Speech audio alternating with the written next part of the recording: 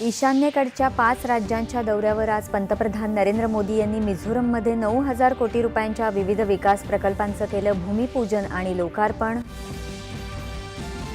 मिझोरमला उर्वरित भारताशी जोडणाऱ्या बैराबी सैरांग दरम्यानच्या रेल्वे मार्गाचं केलं लोकार्पण। 3 रेल्वे सेवांची केली सुरुवात।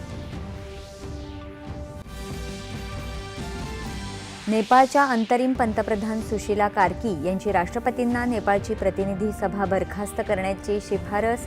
पुढील सार्वत्रिक निवडणूक होणार 5 मार्च 2026 रोजी।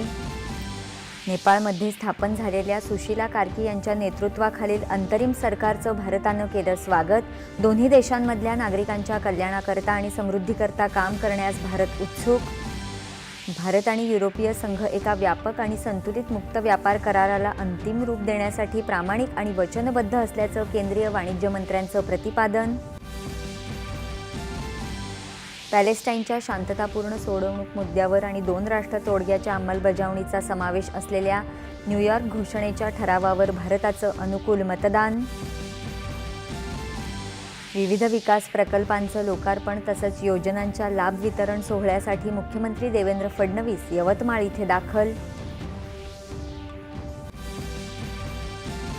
हाँगकाँग खुल्या बॅडमिंटन स्पर्धेत आज पुरुष दुहेरीत सात्विक साईराज रांकीरेड्डी आणि चिराग शेट्टी आणि पुरुष एकेरीत लक्ष्य सेन यांच्या उपांत्य फेरीच्या लढती।